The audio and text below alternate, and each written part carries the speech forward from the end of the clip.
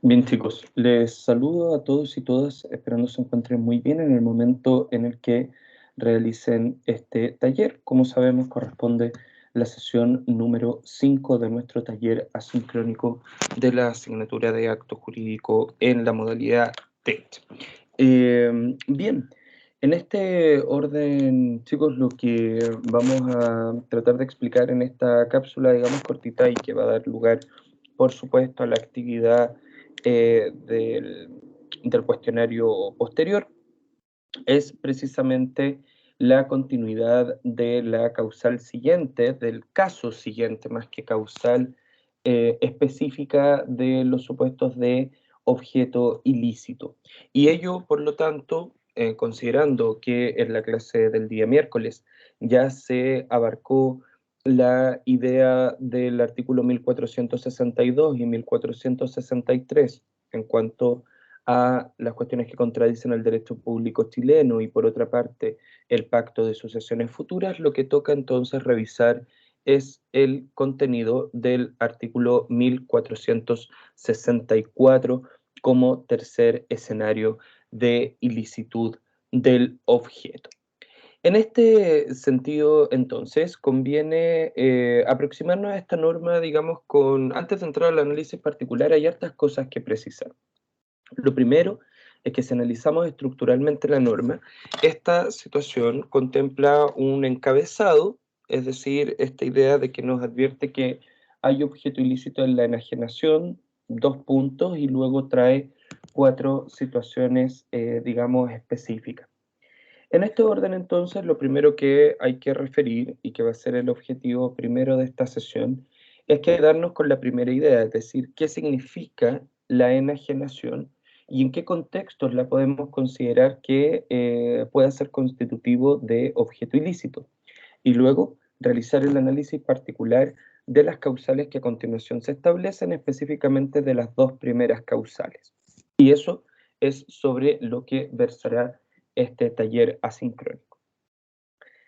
Antes de comenzar con la situación, digamos, de referirnos a la situación de la enajenación, conviene señalar que esta división que realizo en este momento de solamente pronunciarme respecto de los 2 primeros, más no de los 2 últimos, es una división de carácter doctrinal.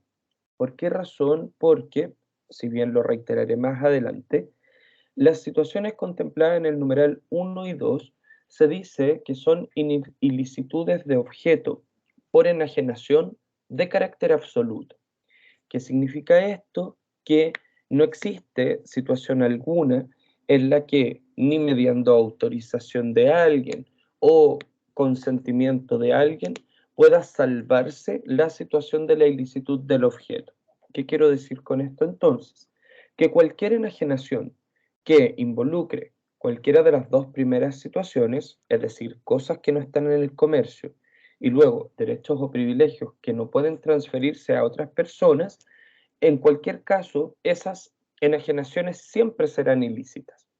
Si analizamos solo por encima la situación de los numerales 3 y 4, nos damos cuenta que esta ilicitud es relativa. ¿Por qué razón? Porque si bien las cosas embargadas y las cosas cuya propiedad se litiga son también objeto ilícito en caso de que se enajenaran, lo cierto es que ambas situaciones advierten posibilidades de sacar de la ilicitud a esa enajenación. En el primer caso, cuando dice que si la cosa embargada se autoriza por el juez o el acreedor consiente en ello, la cosa embargada puede ser enajenada sin que constituya el objeto ilícito. Lo propio ocurrirá en el caso del numeral cuarto, cuando se advierte que las especies cuya propiedad se litiga serán ilícitas en su enajenación, salvo que se otorgue permiso del juez que está conociendo de dicho juicio o litigio. Entonces ocurre que las causales 3 y 4, cuyo análisis particular realizaremos en sesión presencial de la semana próxima, son de carácter relativo, en cuanto se permite, mediante estas autorizaciones o consentimientos, de sacar la ilicitud de este supuesto de enajenación. Pero en los primeros casos, que son a los que los vamos a referir a aquellos que nos vamos a referir en esta pasada, son de carácter absoluto en cuanto no existe ni autorización, ni venia, ni consentimiento alguno que permita evitar la ilicitud en las enajenaciones en que estas cosas o derechos estén presentes. Por lo tanto, aclarado esta situación, conviene señalar que hablaremos de 3 puntos, primero de qué es la enajenación y luego de estas causales absolutas de ilicitud del objeto y que se constituye entonces en el análisis particular de la situación del número 1 y del número 2 del artículo en comento. La primera situación entonces a la que nos lleva es que, como dice el encabezado, hay objeto ilícito en la enajenación. Y esto nos plantea desde ya el hecho de que aquí no se trata de cosas que por sí mismas sean ilícitas, sino que se trata de que estas cosas se vuelven ilícitas por el hecho no de lo que son como cosa, sino más bien de los actos que se están pretendiendo realizar respecto de esas cosas. En este orden, entonces, reiterando la idea, no es que aquí hablemos de cosas ilícitas, sino que hablamos que lo ilícito es enajenar dichas cosas. Ahora, ¿qué significa la enajenación? Aclaramos que es un concepto técnico, es decir, que la idea del enajenado, por ejemplo, como en el uso social de la palabra, poco o nada tiene que ver con la explicación que vamos a dar. Para el derecho, la enajenación consiste en la realización de un acto que permite básicamente el traslado del derecho de una persona a otra, pero mediante un acto entre vivos. Esto significa que no hablamos de enajenación cuando el traspaso de una persona a otra de derechos o de bienes es por causa de muerte, que sería el caso de la adquisición de la herencia. En este supuesto estamos hablando que dos personas vivas realizarán una operación jurídica de una en favor de la otra con la finalidad de poder una deshacerse de una cosa o de un derecho y la otra adquirirla en los términos que la recibe. Bajo este supuesto, la voz enajenar, por lo tanto, no corresponde a una situación específica como a una venta, por ejemplo. Claro, la venta es una enajenación, pero no es la única circunstancia. En general, la figura es mucho más amplia. Cualquier acto que implique entonces que una parte se deshaga de cosas o derechos para que otra los adquiera, estamos en presencia de una situación de enajenación. Es por ello que la noción quizá que es mucho más cómoda de ejemplificar es entender que la enajenación es el fenómeno o consiste en el fenómeno jurídico que la ley califica como tradición, el cual, según el artículo 670,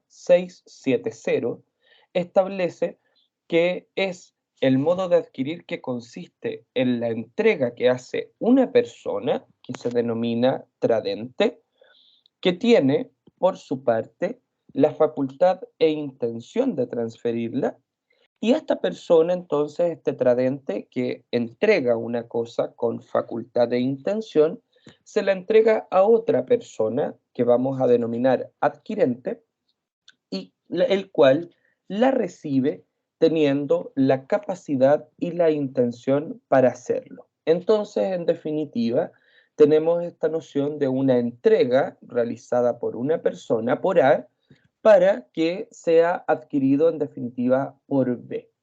El tradente sería el A, el adquirente sería el B. Y bajo esta lógica, indistinto del mecanismo que ocurra, porque podría ser por donación, podría ser por compraventa, podría ser por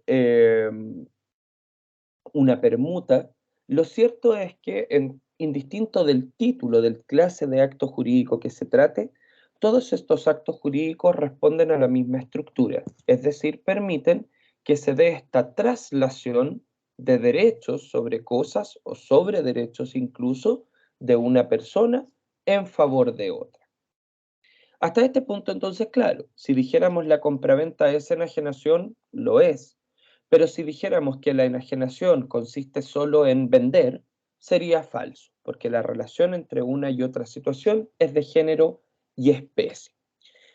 Bajo este supuesto, entonces, hay que aclarar que la enajenación, si implica un traslado de una persona a otra, comprendemos como enajenar no solamente aquello que se realice en ese preciso momento con esa intención, como una compraventa, sino también comprendemos como igualmente como enajenación a otras circunstancias o instituciones jurídicas que no en este momento, sino que en contextos diversos o bajo ciertas condiciones o ciertos plazos, pueden producir también este mismo efecto del traslado de una persona en otra.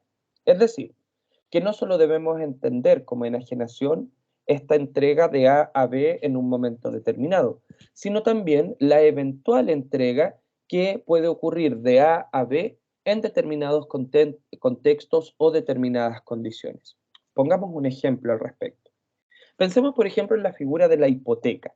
Cuando una persona realiza el acto jurídico hipoteca, en el momento no está entregando nada, porque básicamente la hipoteca consiste en una garantía. Atendida a una deuda que una persona tiene, entrega en garantía de su pago, como un compromiso de su pago, un bien inmueble, en este caso, en hipoteca. En términos tales que si no paga la deuda, la hipoteca se activa y entonces el acreedor tendrá derecho a tomar ese bien, venderlo y de ahí poder sacar el dinero que no le han pagado de la deuda original.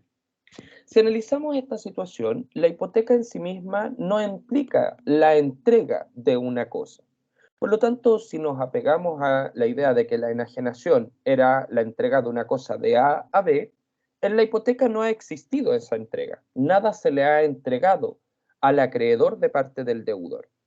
Pero ocurre que si el deudor no paga, la hipoteca permite finalmente también esta traslación de derechos de A a B. ¿Para qué? Para que B, el acreedor, tome ese bien, lo pueda vender en pública subasta y de ahí obtener el dinero que la deuda insoluta ha generado.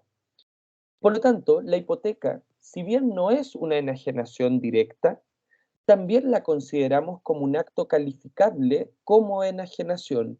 La doctrina ha dicho que entonces la prenda y la hipoteca, si bien no son enajenaciones directas, son lo que se denominan principios de enajenación. ¿Por qué razón?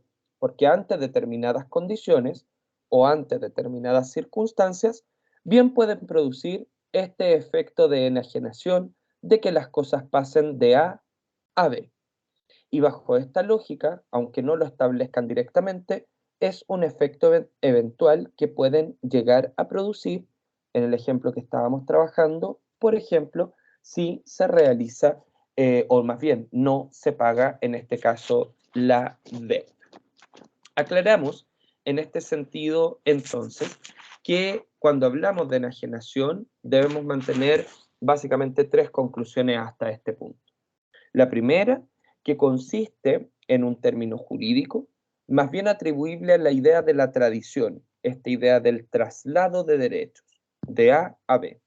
En segundo término, que este traslado de derechos se realiza mediante un acto entre vivos, pudiendo ser múltiples clases de actos, pero no procede finalmente por causa de muerte.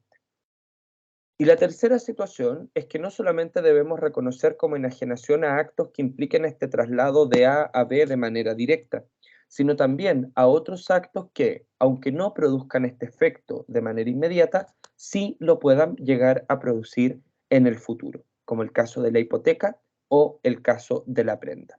Por eso se establece que la voz enajenación debe entenderse en el sentido más amplio posible y no solamente entonces limitada al ejemplo clásico que sería en este supuesto la compraventa.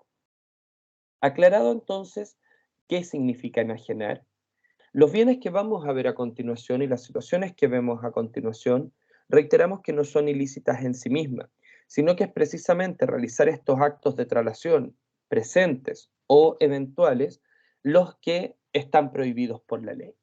Ocuparemos, por lo tanto, el ejemplo de la compraventa, quizá porque es el de mayor uso pero aclaramos de nuevo que no es la única situación que puede llegar a constituir un supuesto de enajenación.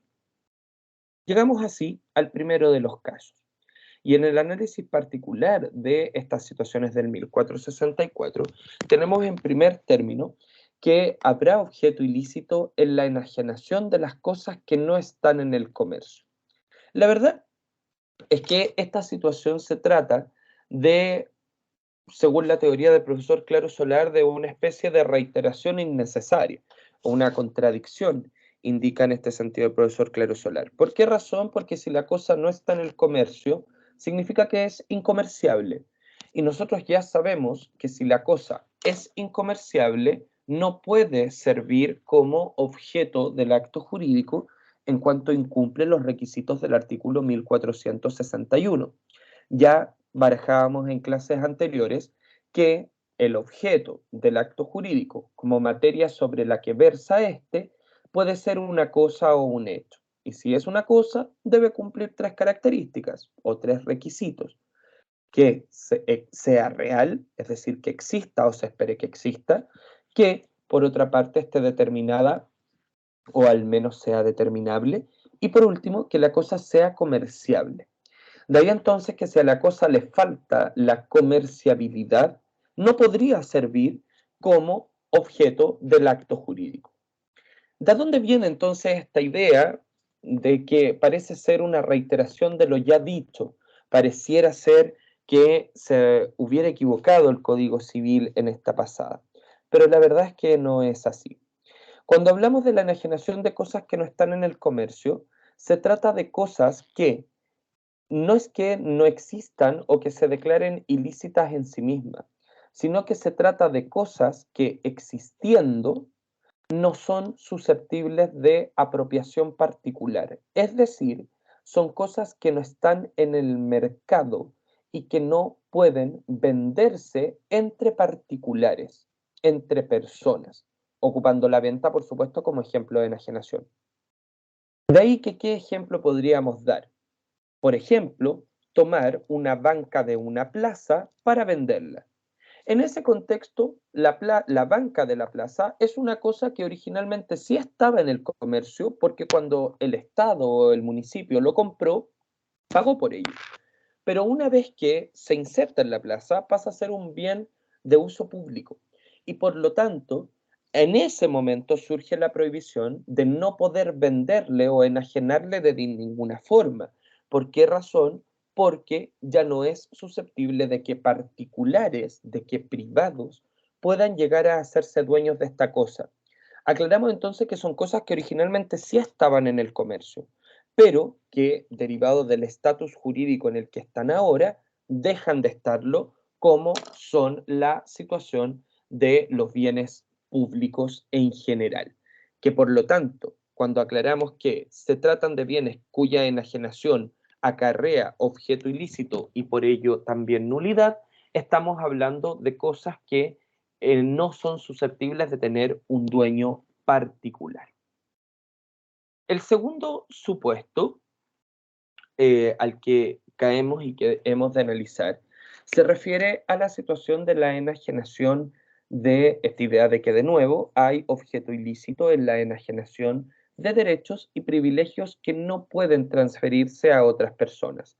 Hablamos de derechos y privilegios que solo tienen, por lo tanto, un titular y que no son susceptibles de poder cederlos a otra persona. Aquí hay que hacer una división. Porque si analizamos mucho más en específico la causal que se está comentando, la primera situación corresponde a enajenación de derechos y otra, privilegios. Y los derechos y privilegios no son lo mismo. En uno y otro caso, claro, hablamos de cuestiones que no pueden transferirse a otras personas, pero es distinta la explicación de derechos intransferibles a los privilegios intransferibles. Analicemos en primer término los supuestos de los derechos, es decir, derechos que le corresponden solo a ciertas personas y que estas personas no las pueden enajenar, no pueden donarlas, no pueden venderlas, no pueden permutarlas, etc. Cuando hablamos de derechos que no pueden transferirse a ciertas personas, surge el concepto de los derechos personalísimos. Es decir, derechos que tienen dueño, que pertenecen a alguien, pero lo que ocurre es que esa persona, el dueño de esos derechos, no puede enajenarlos. Vamos a dar, por ejemplo, algunas circunstancias a este haber. Pensemos, por ejemplo, en la nacionalidad. La nacionalidad, como atributo de la personalidad que es, se adquiere por una persona, por distintos mecanismos, sea por suelo, sea por sangre, por permanencia en el país por más de 5 años, o bien por gracia, todo esto según el contenido del artículo 10 de la Constitución, que antes ya debieran haber revisado en la asignatura de teoría constitucional, sin perjuicio de lo que hubieran visto en teoría de ley y personas como un atributo de personalidad que también es la nacionalidad. En este sentido, si nosotros nos fijamos en las causales de pérdida de la nacionalidad, se establece que la nacionalidad tiene dueño y el dueño es la persona del nacional. Tan dueño es que incluso podría llegar a renunciarla. Como solamente mira el interés particular de esa persona, si una persona teniendo más de una nacionalidad desea inclinarse solo por una de ellas, podría fácilmente tomar la nacionalidad chilena y renunciarla. Y eso es muestra de que la nacionalidad le pertenece y le pertenece de manera tal que incluso podría deshacerse de ella. En la renuncia, por lo tanto, de la nacionalidad no pasa nada, porque ahí no se la está entregando a ninguna persona. ¿Cuándo habría problema? De que, por ejemplo, ese chileno vendiera su nacionalidad a alguien. Ya no se trataría de una renuncia, sino que se trataría de una situación de una venta o donación o permuta a otra persona. Y en ese sentido, entonces, la nacionalidad, por ser un derecho personalísimo, si cayéramos en esta situación de la venta de la nacionalidad, estaríamos en un supuesto de ilicitud del objeto, ya que estaríamos hablando que se ha enajenado un derecho que no puede transferirse a otra persona. Un segundo ejemplo que surge en este orden tiene que ver también como atributo de personalidad con el derecho al nombre.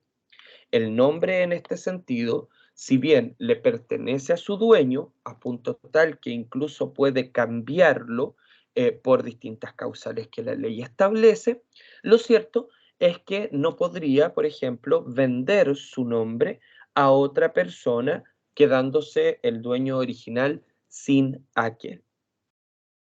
Un tercer ejemplo que apareció en las consultas de la clase del día miércoles es la situación relativa al usufructo, este derecho que se otorga en favor de ciertas personas para efectos de conservar o mantener el derecho de uso y goce sobre ciertas cosas. El usufructo, por definición, es también una situación personalísima porque solamente favorece a la persona del usufructuario, sea por el plazo de 5 años o bien por toda la vida de aquel. En este sentido, cuando el usufructuario fallece, el usufructo fallece también en conjunto con el usufructuario. ¿Por qué razón? Porque se trata de un derecho de carácter personalísimo. De ahí que la persona que quisiera enajenar su derecho de usufructo caería en una situación también de ilicitud del objeto, ya que nuevamente estaríamos enajenando un derecho de estos que no pueden transferirse a otras personas. La noción de los privilegios tiene una noción distinta. ¿Por qué razón? Porque se trata en este caso de prerrogativas, beneficios que ciertas personas tienen en pos, digamos, o en contexto de una calidad específico o de un cargo en específico. Pensemos, por ejemplo, en la situación del prestar declaración dentro de un juicio. Se establece, por ejemplo, que todas las autoridades de la alta dirección pública no concurren a prestar declaración, sino más bien a ellos se les concurre a prestar declaración. O sea, No es que ellos vayan, por ejemplo, a la fiscalía a declarar, sino que es el fiscal el que debe acercarse, pensemos, a la oficina del ministerio o de la presidencia a realizar la declaración de los ministros o del presidente de la República se ameritara. En este contexto, entonces, aclaramos que esa situación de privilegio es un privilegio que está dado solamente en base a la investidura del cargo que se tiene y no sería susceptible de poder enajenarse. Un segundo ejemplo, que quizá lo grafica de manera mucho más clara, es la situación del fuero parlamentario, en cuanto los miembros del Congreso cuentan con una situación que se denomina fuero parlamentario, en virtud del cual ellos tienen que pasar por un proceso extra antes de someterse a juicio, particularmente en cuanto a juicios penales se trata, que es precisamente entonces un proceso previo denominado de desafuero. Este desafuero no funciona en todo caso cuando se trata de delitos flagrantes. Esta figura del fuero, por lo tanto, parlamentario, es una figura de un privilegio que solo se otorga a las personas que son parlamentarias, a los miembros del Congreso. Si ocupamos la misma noción del fuero, pudiéramos ocupar, ya en un sentido quizá más social y mucho más frecuente que la situación del fuero parlamentario, en el fuero maternal, en cuanto ese es un privilegio que la ley otorga para las mujeres que han sido madres de no poder ser desvinculadas de sus trabajos, al menos por los 2 años desde el inicio de su periodo de prenatal. Tenemos, por lo tanto, que esa embarazada no podría vender, ceder, donar o transferir o enajenar directamente a cualquier título dicho privilegio que en su carácter de mujer embarazada, además ha obtenido. Se trata en este caso entonces de una cuestión que está dada para ciertas personas y solo para el provecho de las personas a las que pretende beneficiar. ¿Qué tienen en común las dos circunstancias entonces? Como lo decía al comienzo, de que estamos hablando de causales de carácter absoluto, que ni uno ni la otra podrán levantarse o modificarse de alguna manera la ilicitud que implica enajenar cualquiera de las dos situaciones. Por esa razón, tienen este carácter absoluto, porque ni aún mediando una autorización del juez se podrá, en este caso, llegar a permitir licitud de enajenaciones que involucren cuestiones de las numeradas en el caso 1 y 2, es decir, cosas que no están en el comercio, o por otra parte, estos derechos y privilegios que no pueden transferirse a otras personas. Lo que viene a continuación entonces será el análisis de la situación de los numerales 3 y 4, los referidos a los bienes embargados y por otra parte a los bienes litigiosos, los cuales esta vez sí tendrán un carácter relativo, habida consideración que con ciertas autorizaciones o consentimientos podrán salir de la situación de ilicitud en la que se encuentran y por lo tanto poder enajenarse sin que ello implique una sanción de objeto ilícito y por lo tanto sin que ello necesariamente implique una sanción de nulidad.